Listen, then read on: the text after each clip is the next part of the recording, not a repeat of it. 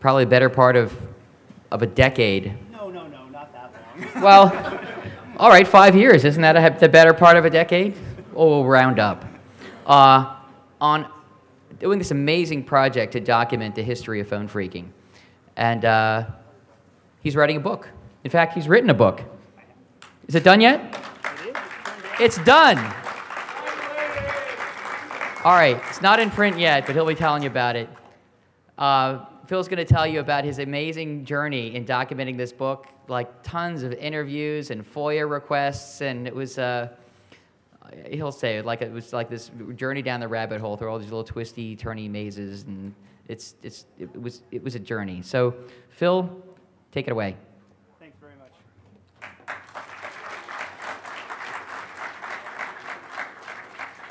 Thanks very much, Bernie. By the way, I have to be clear, it was not a decade, it's 5 years. My wife is in the audience. If she hears I was actually secretly working on this for a decade, I'm a dead man. I'm just... Right, exactly. It was only 2 years, really. So it's funny, Bernie asked me when we were talking about, come give a talk on phone phreaking. And I said, well, I'd love to, but my publisher is going to get really mad at me if I give away everything that's in the book. And he said, well, tell us everything that's not in the book, because the very best story to start with, don't put this in your book, So, so that's what I thought I'd do today, and so that's why we have this LA Noir theme of Phone Phreak Confidential. So here's what I'd like to talk about today. And first, I have to disclose, I have developed, from reading all these FOIA requests and FBI files, I've developed a certain love, some would call it a fetish, for old FBI memos and styles and things. And so, you're going to see this kind of throughout, because it's kind of, I spend much of my life seemingly living in the 1960s and 1970s, reading old memos where things were sent by teletype.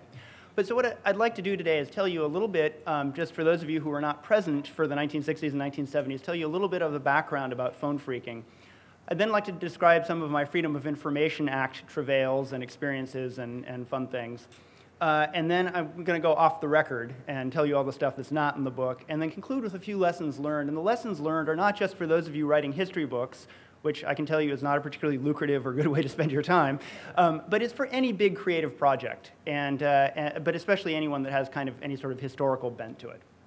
And for any of you who may be worried, I just want to stress that all information contained herein is unclassified, at least according to FBI Declassification Guy 60324, who sounds like he should be working for the Department of Homeland Security with a name like that. So here's the background briefing on phone phreaking. And remember my FBI memo fetish. This is beautiful. So when the FBI sends you something under the Freedom of Information Act, they scan it in, and then they often now send it to you electronically. And their scanner has this amazing way of taking old black and white photographs and making them look just so cool. But admire this for just a moment. Imagine a world where a telephone receiver ends up with an FBI evidence tag on it, right? I mean, how does that happen? And it turns out there are several reasons how that happens. And the first one starts here. Now, if you are a normal person, you look at that and you think, oh, well, it's an old rotary phone, whatever. It's a phone, right? It's not that interesting. It's not something that you spend any time thinking about. It is, in the words of phone phreak Evan Doorbell, it is not something that is interesting enough to be interested in at all. If you were in this audience, I posit that you are not a normal person. Yeah. And so, to me, this represents not a black rotary phone, but it represents curiosity personified. Because if you have a certain mental defect, like many of us do, you look at something like that and you say, wow, I wonder how that works. I wonder where it goes to. I wonder what happens if you take it apart. I wonder what happens if you use it in ways that it was not intended to be used. I wonder what happens if you dial numbers that are not in the phone book. I wonder what happens if you play with it. Where do those wires go? How does that all work? In addition, if that's not enough, they made it more tantalizing, because in the old days, if you placed a call, a long-distance call, you'd hear something like this. Can we maybe up the volume on that just a smidge, please?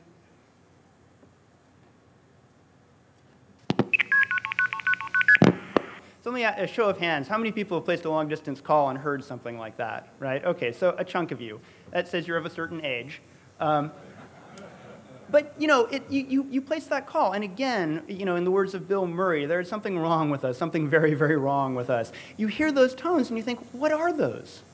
It's talking to something. There are these tones. What are they? How does it work? And so you get this curiosity. And so starting around the 1950s, 1960s, you start to get people who want to play with the phone. They're curious about it. They want to understand how it works. They want to take it apart. They want to hack with it. Now, so one thing that causes a telephone receiver to have an FBI evidence tag on it is curiosity. There's another thing which plays into this, which is economics. If you go back to the 1900s, 1890s, when the phone starts, you don't have telephones with dials, you just have telephones. You pick up the phone and the operator says, "Number, please." The operator initially was teenage boys, but they figured out pretty quickly that didn't work. So, so they replaced them with female operators who were more pleasant. But initially it's "Number, please," but then eventually you have phones with dials and you can dial, but you still can't dial long distance. And even by the 1950s, 1960s, 70% of long-distance calls were still placed through an operator on a cord board. She selects a jack, and maybe she has a little keypad, which was not arranged in a 3x4 thing, was 2x5 for sending MF tones to the machines. But anyway, someone like this places your calls. Now, the FBI, no, the phone company, sorry, I get them confused sometimes. The phone company, pretty smart bunch of people, and they can see the handwriting on the wall. Telephone service is becoming more and more popular, and they look at something like this, and from the 1930s to about the 1950s, 1960s, they employed about 100,000 telephone operators. Now think about that. That's a pretty staggering number. 100,000 people as telephone operators. Initially, they started off doing local calls, but then as local calls get automated, they switch over to long distance.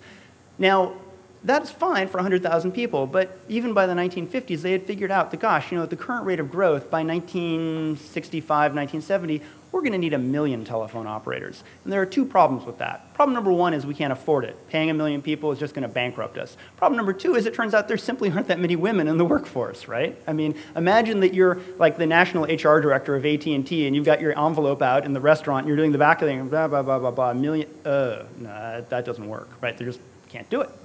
So the answer is automation. So this is a photo from the AT&T archives of what was called a 4A toll crossbar, 4A toll machine. Take a look at that for just a second and get the scale. It's not a great photo, but that is a man standing there. Notice that the machine is much, much larger. Then realize that this is only a portion of the machine. This machine, which was, we're not talking transistors, right? This thing was first built in 1943. We're talking electromechanical switches, we're talking relays, we're talking vacuum tubes. This thing took up the better part of a city block, okay? AT&T ended up installing hundreds of these things around the country, and this was the magic switching machine that could figure out how to automatically route a call from point A to point B. It could talk to other switching machines. It was the thing which was going to make long-distance operators obsolete. Now, I still just remain stunned by that because that is such a tall order, right? Imagine building a machine that knows how to route a call from point A to point B, except you don't have a computer, and in fact, the transistor hasn't even been invented yet, right? This is a tall order, and yet AT&T actually did this. So you've got these machines, but now, in the old days, when the operators wanted to communicate with one another, they'd plug into the jack and they'd dial the next city closer to your destination, and the operator there would say, Denver inward, and you'd say, Denver, this is Chicago, I need to place a call to this number, and the call would move downfield very manually with operators talking to one another. Now with the machines have to talk to each other. How are they going to do that? Well, it turns out they're going to do it by tones. And so the entire network was controlled by tones. That was how the machines communicated. There was a 2600 hertz tone, which controlled whether a phone call was on or off hook. And then there were these MF tones, kind of like touch tones, the MF tones that we heard before, the ones that we were so curious about. And that's what allows the machines to communicate. The only problem is if the machines can hear and can make and hear these tones, then so can clever human beings. And so it's not very long before you have people making these boxes. The one on the left was a so-called single frequency box. It was made in 1961 by a college student up in the Pacific Northwest. And as you rotated that dial there, it would just make beep, beep, beep, beep, beep, beep, beep, beep, whatever number you dialed. And that was the old signaling system. Later, they had a more sophisticated signaling system. So the one on the right is a multi-frequency box, which made those quick little tones that we heard before.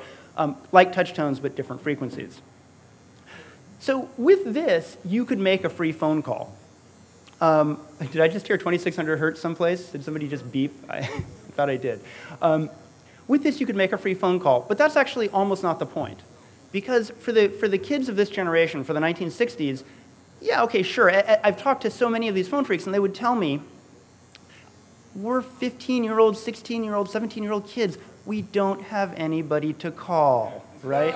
We don't know anybody. The only thing we want to do is we want to call, we want to call non-working test numbers. We want to see how close we can get to the North Pole. We want to, we just want to see how the network works. We're just curious, right? So, that's really that's the impetus for this. If you are a teenage phone phreak in the 1960s or 1970s, you want to play with the network. Not to say that you never made free calls, because you want to talk to your friends, of course, once you discover them. But that's the main reason. Now, there's another set of people who like this, and there are people like this. This is a bookmaker in the 1940s. And it turns out, pre-internet, 1940s, if you wanted to keep in touch with your customers, and if you wanted to know, what the betting line was from Las Vegas and Atlantic City on a sporting event, you were constantly on the phone, as evidenced by this photo here.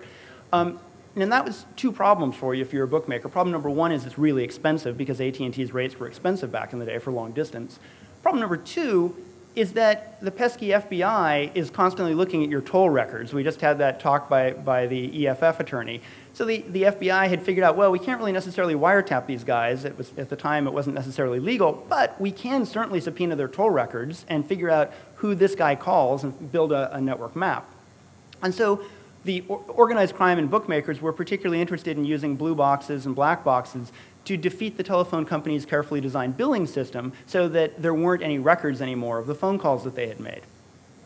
So you've got two different users groups here, if you will, right? You've got the phone phreak users group and you've got the organized crime users group. The phone phreaks started off as people working alone in isolation, but around 1969, 1970, they start to meet one another. And it's kind of through a series of really random kind of connections.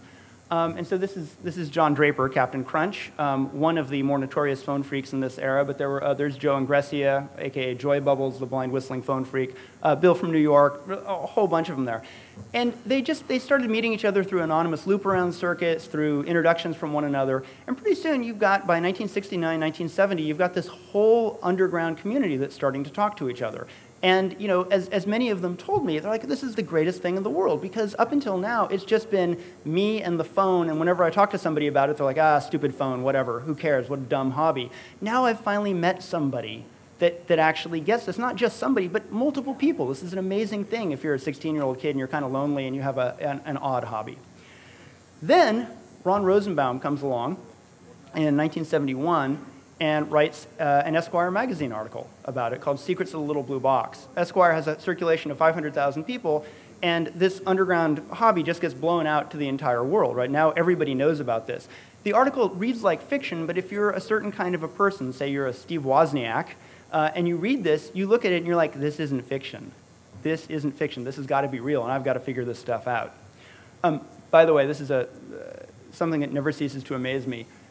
Any phone phreak who learned about phone phreaking from the Esquire article can describe the Esquire article on page 116, which begins with a photo of a blue box. They can describe it to me in detail. They say, oh my God, it was great. It was a really well-written article. It's got this fantastic box. It's a plastic box. It's got 13 buttons on it, 12 in front, aluminum frame. None of them remember the cover of the magazine. Not one. Not one. So the other thing that happens in 1971 is the Yippies get a hold of this. And so this is the Youth International Party line. This is their first newsletter, and it's an offshoot of the Youth International Party. And unlike the phone hackers, being interested in just experimenting and playing with the telephone network, the Yippies had a very specific political purpose for this, which is this is the way to stick it to the man, and in particular, not just the phone company, who they didn't like, but the United States government. Well, why is that? Well, there was something called the telephone excise tax. And this was a 10% tax on long-distance phone calls, and that was used to pay, and it raked in like $1 billion, $1.5 billion in 1970 or so. It's significant money. That was about 10% of the cost of the Vietnam War. So the great news is, if you can figure out how to make free phone calls, not only you get free phone calls, but you're screwing the government and preventing, the government from sending people off to fight and die in Southeast Asia. What a great thing, right? So, this is the start kind of the cultural hijacking of what was this little geeky hobby of exploring the telephone network. And now you've got people who just want to make free phone calls. You've got the yippies who are getting involved. You get all this stuff. Now, the next thing that comes out is in 1975, you find out that the phone company had not been sitting idly by during this time. They heard in 1961, that's when they first discovered a blue box, and in 1964 to 1970, they had built a toll fraud surveillance network, right? Now, they couldn't use their normal billing system because that's what the blue box defeats, so they built a separate thing. These were 6 machines deployed all over the cities of the United States. They moved them around from time to time. It randomly monitored phone calls looking for evidence of fraud, like 2600 hertz on a line when it shouldn't be there. And when it found it, it would take an audacious next step. It would actually tape record the call onto reel-to-reel tape. They randomly monitored, during that time, 33 million phone calls and tape recorded and listened to them by ear, 1.5 million of them, all to get an understanding of how big is this problem? Are we totally screwed or are we only just a little bit screwed, right? Because you need statistics like that if you're going to make any sort of decision about maybe having to spend $1 billion to upgrade your network to get rid of this fraud problem. So that came out in 1975, when the St. Louis Post-Dispatch happened to get an expose on it. I'm skipping over a whole bunch of history here, but I just wanted to give you the background on that. So that's phone phreaking in a nutshell during its analog heyday. When I started writing this book in 2006, I was immediately contacted by several modern-day phone phreaks who said, whatever you do, do not tell people that phone phreaking is dead. And so I hereby tell you phone phreaking is not dead. But that's the 1960-1970 version of it. So now I'd like to talk to you a little bit about the Freedom of Information Act. But before I do, I want us to ogle this very fine FBI evidence photo. An ever-ready Energizer transistor or vacuum tube battery. This is not a small battery, my friends, which is evidence, right? So isn't that awesome? So in the process of writing this book, I ended up relying heavily on the Freedom of Information Act in addition to interviews. I filed over 400 Freedom of Information Act requests, and I got about 100 of them were successful, meaning that 300 of them I got back basically, go away, boy, you bother us. We don't have any records like that. I spammed virtually every federal agency I could think of. FBI, Department of Justice, the National Security Agency, the CIA, the Air Force, the Navy, the Army. I looked, the Federal Agency for the Management of Noxious Weeds, I did not send anything to, and that is a real agency. Some of the response, the fastest ones I got back were maybe in 3 months. In the case of the National Security Agency, it took 3 years to get a response back. I do not recommend this unless you were working on a 5-year PhD or 5-year book kind of project. If you need something next week, this is not going to help you. This is the memo here, not that you can read it, but just it gives you a sense of what this is like. You get stuff back from the government, and they're allowed to redact pieces out. And along the right-hand side of that memo, you'll see these little codes. Doesn't show up so well here, does it? But the codes describe which parts of the memo are blacked out. And so very frequently you get names that are blacked out under, there's an exemption called B6 or B7C, which has to do with personal privacy. So I spent a lot of time looking at, I got 10,000 pages of documents that I spent studying like this, trying to figure out, well, who's in that blacked out space? That blacked out space looks like it's 4 characters long. I know a phone phreak who has a 4-character last name, maybe. So I spent a lot of time puzzling over this and developed a number of different techniques for getting more information, for data mining out of paper, if you will. One of which was, if you request the same file by multiple methods, it may turn out that multiple people at the FBI or whoever actually process it, and different people, being human beings, redact different things, and then you can lay the papers on top of each other and see what else is there. The other thing I found, and the EFF person who spoke before me said, you want to be polite to people, right? And I worked really hard to not come off as a total nut job, right? Which, in fact, I am. So I would spend time talking to the FBI clerks who were processing these things, and I would explain to them that this is what I'm doing, and it's a very legitimate historical thing, and I tried to be very, very nice to them, and I think that worked.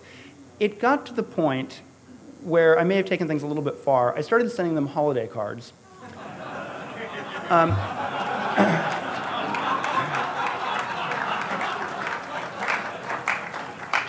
this is a holiday card I sent to the FBI and the NSA in 2008. And, you know, it may not have actually gotten me any additional documents, but it did get me a couple good stories. One of which was, at one point I had requested some file having to do with the San Francisco FBI office and wiretapping. And the FBI FOIA person basically sent me a letter saying, no, you know, we can't send that to you. And so I ended up calling and talking to her on the phone. And we had a very nice chat. And she said, well, you know, when I wrote up the denial letter, I took the denial letter to my supervisor and I handed it to her to approve. And my supervisor took one look at it and said, oh, you're not going to send Mr. Lapsley this, are you? And she said, well, I think I have to. I don't actually think he's entitled to this information under FOIA. And she signed it and handed it back to me and said, well, you're not going to get a Christmas card this year.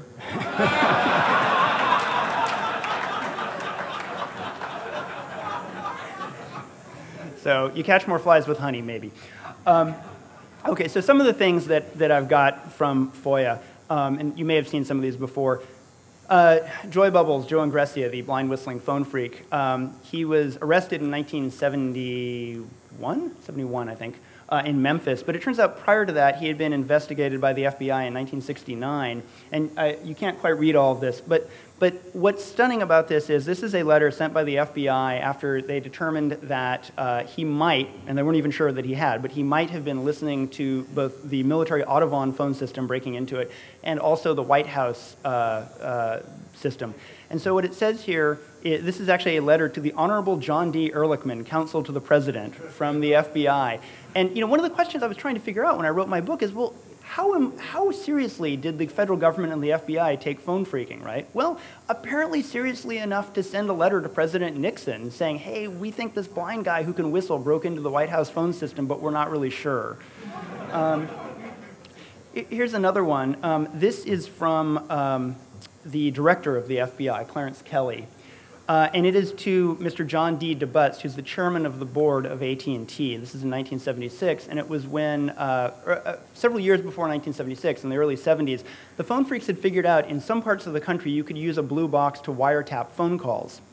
And in 1975, John Draper used his blue box to wiretap the FBI's San Francisco field office.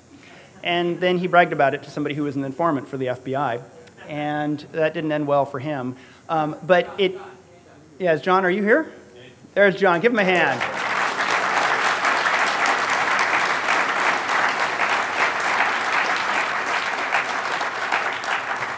So, but it, you know, it generates this letter, which I'll see if I can read and talk into the microphone at the same time. I am advised. Can you hear me on that?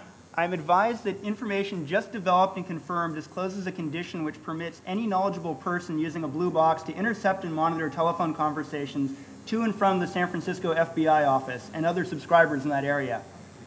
This is a most alarming situation, and I request the full cooperation of your organization and its resources to assess the possibility for similar conditions elsewhere and take immediate corrective action wherever they exist.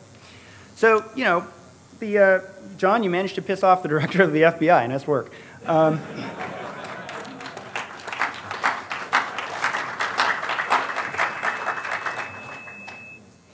right. Then this is another thing. These were formerly classified secret. This was my 3-year NSA request. And it's a series. So if you know about the NSA, they've got the code breaking portion of the house, right, which is concerned with communications intelligence, breaking other people's code. And they've got the code making and communication security, or ComSec, side of the house.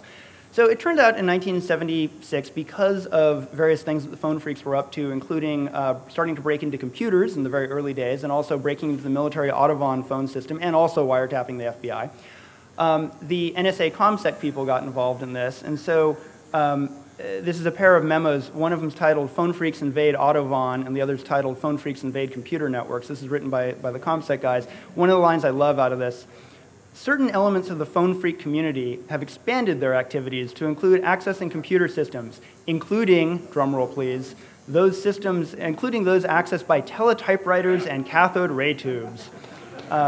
One phone phreak stated that he had accessed the Advanced Research Projects Agency, ARPA network. Once there, he could access other computers, including the NSA. So, you know, so it's just interesting to see how the government dealt with this stuff and how seriously they took it. Now, the final thing is when you're going through 10,000 pages of FBI documents, you kiss a lot of toads, right? There's an awful lot of pages that are like, yeah, blah, blah, blah. And because a lot of my stuff involved organized crime, I spent a lot of time reading organized crime files, much of which had nothing to do with phone phreaking. But occasionally you get these things that just sort of make it worthwhile. This, I just remember flipping through a file and then suddenly coming upon this. This is in some random organized crime guy's file. And what I love about this in particular is the fact that the woman's face is blacked out with a B6 and B7C in the corner because of personal privacy, right? The FBI takes their job very seriously. They'll give me the photo, just not the face. So that's the Freedom of Information Act. So now I'd like to tell you a few off-the-record stories. Again, after we first ogle an FBI evidence photo. I'm not even really sure what that is. I'm not sure what it's evidence of, but something bad, no doubt. I'd like to first introduce you to a fellow named Ken Hopper. And Ken was a longtime employee of the Bell system. He worked for both Bell of Pennsylvania and Bell Laboratories. He was the head at one point of their telephone crime lab. He worked in their special systems group, which did government projects. And he was involved in all this stuff, and he was a tremendous resource to me. He made many introductions on my behalf. He was also a pack rat, as you can see here. This was in 2006. He was 80 years old. Unfortunately, he passed away from cancer about a year later. But, proof of how helpful pack rats are to historians, which is a theme which came up over and over again during this book of just, there's nothing like actual copies of papers or whatever from the day. By the way, for those of you who are hams, he was a ham, KD7KH. But the thing that he said to me, don't put this in your book, but anybody recognize this? I heard submarine. So back in the 1970s, the United States intercepted a bunch of Soviet undersea cables. There was a thing called Operation Ivy Bells. And if you're going to want help with if you want help from somebody building a undersea cable tapping system, well, you turn to Bell Labs and the Government Systems Group. And so U.S. submarines placed this thing on the floor of the sea outside of just off the coast of Russia, and it was an inductive tap probe, self-powered. Frogmen get out of the submarine and put it there and hook it up to the cable. And eventually, the Soviets found out about this. It apparently produced a lot of great intelligence for us for several years. There's a book called Blind Man's Bluff, which you should read. It's really fascinating about the submarine espionage program. But this wound up on display in a museum in Moscow, and they talked about the fact that it actually has a thumb in the eye to the Soviets, because once you open this thing up, there's a sign inside that says, "Property of United States Government."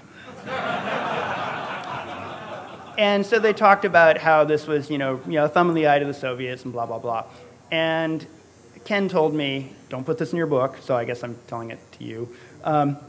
He said, don't put this in your book, but that wasn't a thumb in the eye to the Soviets. I said, well, what was it, Ken? He said, well, we had this in the yard at Holmdel. We had this big thing set up there. For all I know, this photo may be from Bell Labs Holmdel.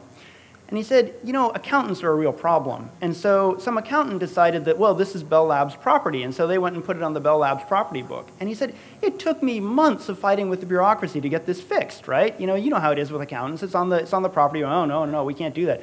So eventually he managed to get it off and transferred back to its rightful owner, which was the United States government. And he said, and I vowed at that point, that's never going to happen again. That was 2 months of my life I can't afford. So I went and put a sign on it that said, property of United States government. So there's one, don't put this in your book. The next thing I'd like to bring back to this blue box here on the left, this is from a phone phreak we'll call JT. He was a phone phreak in 1964. He was a student at Rice University. And he learned about phone phreaking from this AT&T book called Principles of Electricity Applied to Telephone and Telegraph Work. He's a smart guy, an engineer. And I'm going to let him, in his own words, tell you a little bit about how he came to build and test this blue box in 1964, 1965.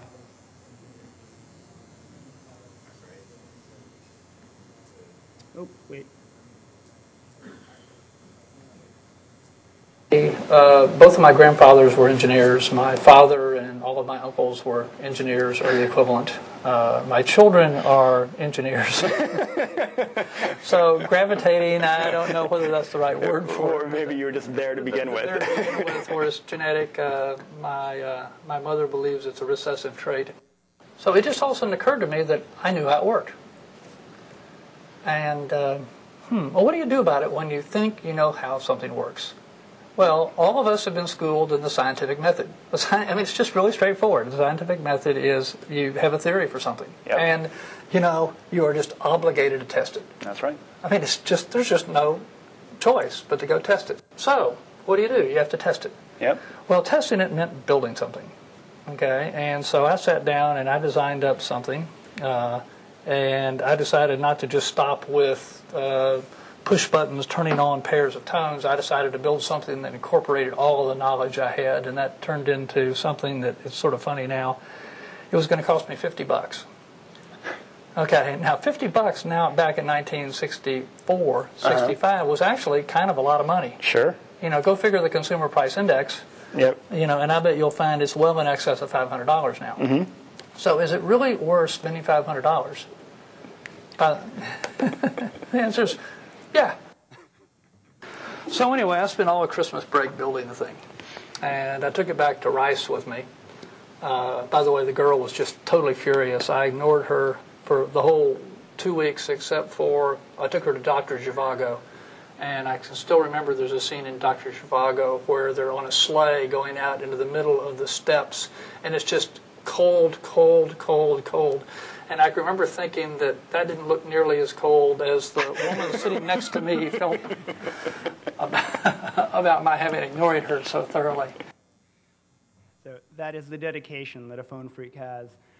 So he went on to build this this blue box after ignoring his girlfriend for 2 weeks, and went on to use it and play with it and test it out. And the hacker historian and filmmaker Jason Scott read a draft of my book at one point, and he said, you know, Phil, he said, there's sort of an archetypal theme or story that comes through your book. And I said, what's that? And he said, well, it starts off with a teenager, a curious teenager, thinking, wow, I wonder what if we did this. I mean, I wonder how this works. Maybe we should test this. And it ends up with that same teenager in a room with multiple adults yelling at him. And so sure enough, that was, in fact, exactly this story.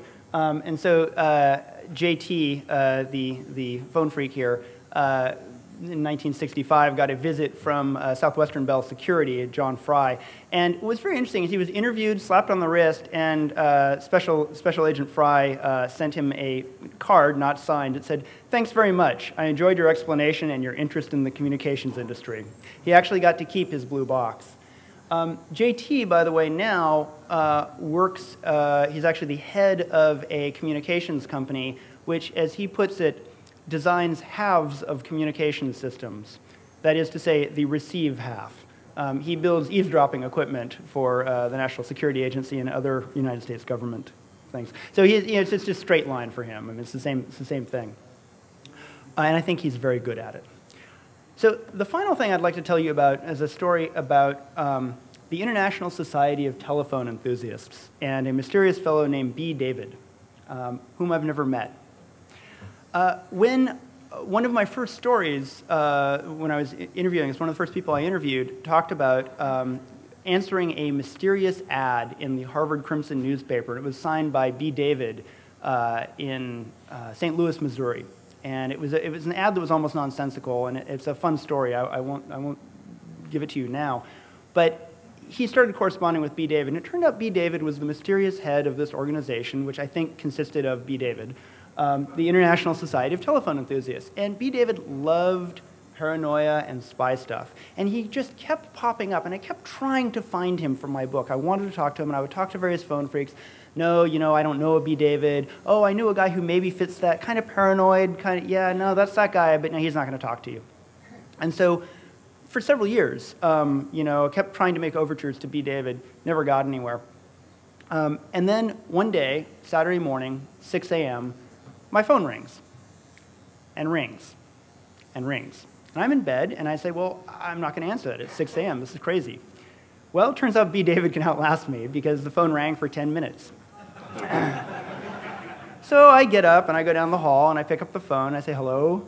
And he's like, hi, Phil, this is B. David. I'd like to talk to you about your book. I'm like, well, now's not really a great time. I'm kind of asleep right now. Could I call you back? No, I'm very busy. I'd like to talk to you now if you'd like to talk. Otherwise, we don't have to talk. Oh, okay. Sure, I guess we'll talk now then. He said, well, before we talk, there are 3 things that we have to get straight. There are 3 rules. And I said, okay, what are those rules? He said, well, rule number 1 is you can't mention my real name. I said, okay, that's fine. I do that in my book. That's no problem. He said, rule number 2 is I get to review anything you write about me. I said, okay, well, we can talk about that. I'm not thrilled with that, but I can live with that. Rule number 3 is I get 10% of the royalties on your book. And I said, well, I don't think I can agree to that, B. David. He said, well, think about it. Just think about it for a while. I said, well, I've thought about it. No. And he said, well, we have nothing further to talk about. And he hung up. So B. David remains an international man of mystery. But what's particularly funny is that through various triangulations and whatnot, I now have FBI files about him. I have all sorts of things. But I tell you, he is not mentioned by name in my book, because that was one of the 3 rules. And it's an interesting thing. Again, a Jason Scott quote. As I was complaining to him at one point, because some of the phone phreaks I've dealt with for the book are they're fantastic people, they're friendly. And as I should say, by the way, the phone company people and the FBI agents, some of the happiest, best adjusted people you will ever meet, just really nice people. And, one of the things I was thinking about was, well, if you're an FBI agent, what's like one of the things you need? Well, you got to like people. You got to like interacting with people. And that tends to make people, I think, happier later in life. But on the other hand, a few of the phone phreaks, by no means all, but a handful, really kind of strange. And yeah, shocking, right? Look at me. Jason Scott's comment, he said, well, Phil, you're talking about a group of people whose claim to fame was abusing a piece of equipment for hours on end until it did something they can brag about to their friends. Oddly enough, this doesn't always lead to great outcomes later in life, But at the same time, that's us, right? That's how many of the people in this room are, and it just is what it is. So you see all kinds. You see the very helpful phone phreaks, and you see the slightly more paranoid, I want 10% of the royalties of your book kind of people. Okay, so I'd like to conclude with a few lessons learned here. Again, after first ogling an FBI evidence thing of a reel of magnetic tape with an evidence tag and the FBI laboratory thing. The very first lesson that I learned from working on this book was, and this applies to any project, whether it's a book, any big project, is a project like this is way harder than you think, right? It takes longer, it involves more people, it requires, well, frankly, giving a piggyback ride to John Draper in his front room, that's if you want to get an interview from John, that's what you're going to do. And if you thought about it, you probably wouldn't do it, right? I mean, that's the reality of it. And so therefore, the lesson number 2 is don't think about it too hard, right? Because if you want to, it's true, again, of any big project, is once you're starting off, once you're on this path, you really want to, you just really want to let it go. And you want to commit to it, and you want to do it totally. And so I've tried not to think about that too much. And fortunately, I'm married to an extremely understanding wife who supported me in this. Lesson number 3 is save everything. Even if you're not doing any sort of historical project, you never know when somebody like me is going to show up and say, hey, I want to talk to you about this amazing thing that you were involved in. And believe me, when I talk to various, both phone phreaks and telephone company security agents, but especially the telephone company security agents, they would say things like, what do you mean this special thing I was involved in? I was a phone company security agent, for God's sake. How special is that, right? Still, I want to hear about your story because I think there are people who are interested in it. And in many cases, these people would just save, they were pack rats, and they would, you saw that photo of Ken Hopper and all of the documents, and that was repeated time after time after time. I talked to one guy who's a telephone company security agent for Southern Bell, had a conversation with him on the phone. 2 weeks later, a big box of stuff shows up. This guy is in his 80s. So I go through the box of stuff, just great documents. I call him back. I said, oh, yeah, I'll send it back to you. He's like, oh, no. I really don't need that at this point. You can just keep it. So pack rats are just incredibly important to historians. So if you have anything that you think of historical value, scan it, digitize it, whatever. You can get rid of the paper if you want, but please save it, because it's going to be important to somebody someplace. So the final thing that I didn't really expect going into this was, if you think what the Phone Phreaks did was impressive, try inventing the telephone system from scratch. I didn't really know that much about the history of the telephone company or AT&T or Bell Labs going into this. And and in fact, actually, if anything, I had a little bit of disdain for them. Oh, stupid phone company, they designed this system based on tones that anybody could get into. You know, a 14-year-old with a tone generator or even who can whistle can break into it. What a bunch of morons, right? But no, these guys were they were solving really probably in some sense the hardest engineering project in the world, maybe second only to the space program and the atomic bomb, right? Building the world's telephone network, building a computer network, building machines that could do automatic routing and communicate with one another before the transistor or the computer or anything like this. They had tough problems on their plate, and they just got right to work and solved them. And they solved them in ways that seem just crazy today, but solve what they did. And in the process, Bell Labs won 7 Nobel Prizes for fundamental physical research, right? The Big Bang, cosmic microwave, background radiation they detected. Short list of their inventions. The transistor, the negative feedback amplifier, cell phones, solar cells, the laser, digital transmissions, communication satellites. So it seems appropriate to give them the second to last word. The second to last word is something that you probably didn't know that they invented, which is the music video.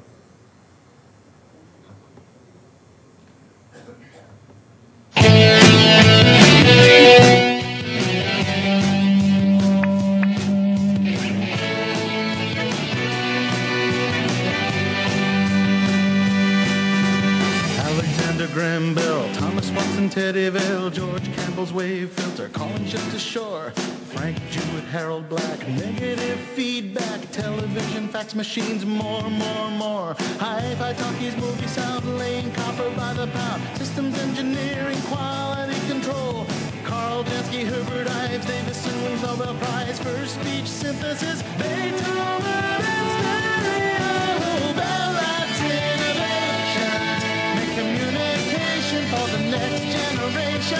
Bell Labs innovations, our contribution to the revolution.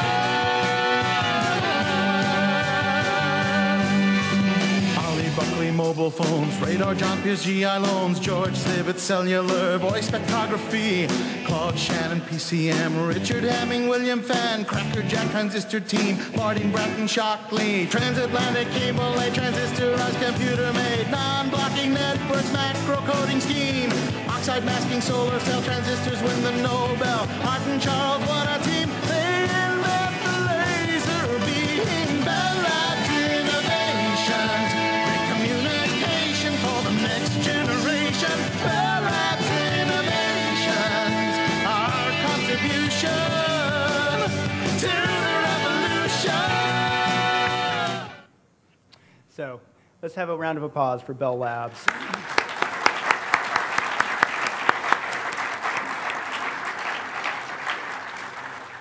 The thing that I really didn't realize going into this is, these guys built a telephone system, and they did it from scratch, right? They did it from nothing, from stone knives and bear skins, as Mr. Spock would say.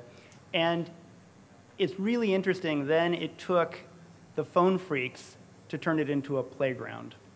And that also deserves applause. That also deserves real praise, because it's this idea of taking mundane utilitarian technology and turning it into something cool, really at some level making art with it, right? This desire to play with technology that I think we all have. And so I really came to, as a result of all this and from talking to the people at Bell Labs and AT&T and the phone company, I came away with just a deep respect for really, in some sense, both sides of the house, right? The people who built this network and the people who just simply could not resist playing with it.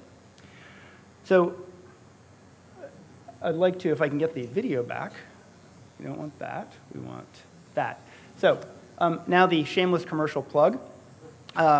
February 2013, from Grove Atlantic Press, Exploding the Phone, with a foreword by Steve Wozniak. This is my book on the history of phone phreaking, the untold story of the teenagers and outlaws who hacked Ma Bell. Available wherever fine phone phreak history books are sold.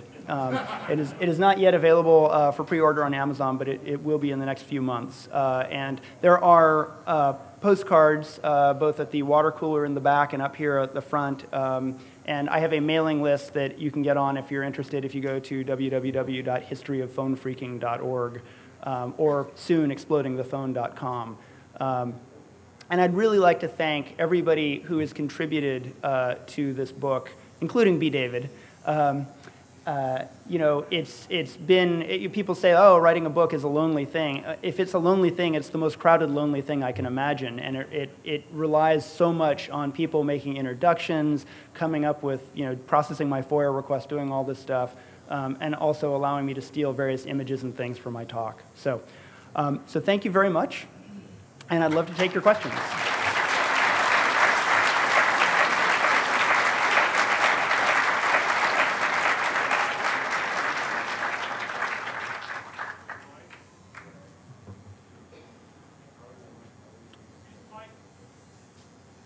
Questions?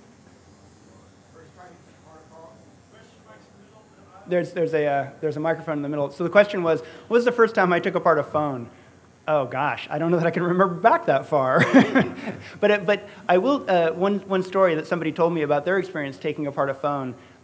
This guy said, well, we had an old white phone. He said it was a really cheaply made phone.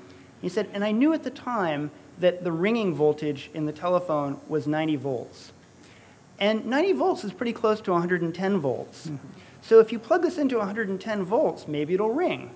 Now, it turns out the old phones with the actual mechanical ringers wouldn't necessarily do that because they needed to be 20 hertz. But this was a slightly different, more modern phone. So he plugged it in, and sure enough, he and his friend were there, and it started to ring. Well, what do you do when a phone's ringing? You answer it. But when you answer the phone, the impedance changes. It's a lot closer to a direct short. And as his friend started to reach for the phone, he said it was one of those slow motion things. No! And his friend picked up the phone, and he concluded, he said, it was a really cheaply made phone. You could see the fireball inside right before it exploded. and I had never thought about it until this very moment, but there you have it, exploding the phone. Hi. Great work, and thanks for sharing so much. Thank you. Having phreaked and worked with Woz and some LA freaks at the time, and having had encounters with the law, I managed to escape, but that's another story. What did you find out with the telephone police, as we called them back then? Sure. And TPC, the phone company, out of yes. President's Analyst. Did many of those agents have some remorse, or they have a humorous outlook at the time, or they thought they were doing God's work? What can you share with us on that? Sure, it's a great question. That was something that I spent a lot of time talking to the telephone company security agents that I talked to for the book. The first thing was, the thing that they really stressed is, it turns out if you're a telephone company security agent, the vast majority of stuff that you do has nothing to do with phone phreaks, right? It has to do with, you know, Jenny was embezzling from the company till, or, you know, Joe backed his truck into somebody's car, and so we got to go and deal with that. So, you know, it's the 80 or 90% of stuff that make up the duties of a kind of shoe leather telephone company or any kind of security officer at a company. What was interesting was it varied quite a bit. For the most part, I think they felt the phone phreaks were just a pain in the butt, right? And like from their perspective, it's like, who would do this stuff? Like, these guys are out there, they're stealing phone company hard hats out of trucks, and, you know, they're coming up with ways to hack into this or that or whatever. And as far as these guys are concerned, the phone company security guys, they're just like, yeah, okay, I mean, come on, surely you got something better to do than that, right? So there's a certain amount of irritation with it. I think the guys at Bell Labs, who tend to be engineers, right, they sort of appreciated this, and they're like, yeah, okay, we get this, we sort of understand, we get the hacker ethic a little bit more than the average telephone company security officer, although even that varied from place to place. You know, definitely Ken Hopper had much more of a doing, as you put it, doing the Lord's work. He's like, this is our network. We built it. It's supposed to work in this particular way. People shouldn't be abusing it in this way. So it really varied. I would say for the most part, though, the interesting thing is, and I got this from some of the phone phreaks as well, the phone company figured out, even by the 1970s when they started doing prosecutions, for the most part they realized, yes, we have to deter people from doing this, but no, we understand that we don't really particularly want to send anybody to jail for doing it. And so there's a couple of phone phreaks in the book, Denny and Jim, who were kids in San Jose. And as they put it, they're like, God, the phone company was actually really nice to us. They called us, they called our parents, they tried to get us to stop. And eventually, yeah, we got arrested, and one of them spent a couple nights in jail. But he said in the end, there's really nothing bad I can say about them because yeah, we were kind of dumb and we kept doing it after they told us not to. And it was clear that in fact, actually, Denny tells a story about having just done some social engineering to set up a loop around, and it got taken out of service, and he called back in to try and convince the telephone company's switchman to put it back in service.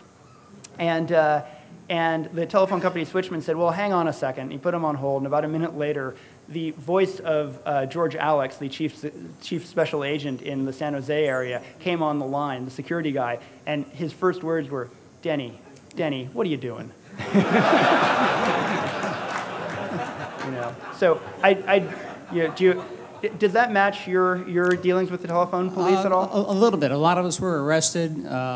Couldn't get a phone number legally for years, but 3 out of 4 thought that they were doing God's work, I think, at the time. Interesting. And 1 out of 4 said, we don't want people to know you can make a blue box out of a normal phone. But right. and we're glad the case is over. May I ask what year that was?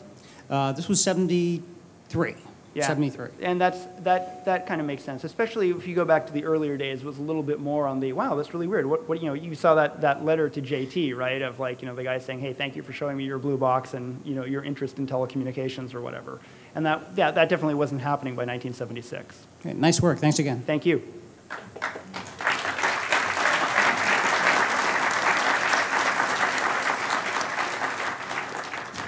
Any other questions? Hey! Hi everyone, Jason Scott, who we kept quoting from. I just want to make a quick statement because I want to be on video loving this man. See, there's so many people who write these stories and they tend to be these shallow 1.5 page kind of, this is something that's funny for today. And I've been watching Phil work on this thing for half a decade when he brought me in. Stop saying that, please. Not saying Ixnay on the half a decade. Okay? Just No? You don't want to think about that? No, 2 years. Did you tell them how many people died that you've interviewed? Quite a few, actually. Right. Yeah. I mean, their stories are now gone if it wasn't for Phil. And I think that's really important people understand. And so things that you're part of, even if it's something as new as IRC or if you work at Twitter or if you do anything, please collect those stories. Like just record some of your buddies talking there because that stuff will be invaluable for people like Phil later or we won't get the real stories. And this one, I mean, like you said, I've read it, okay? Buy it. It's good. Endorse. Like.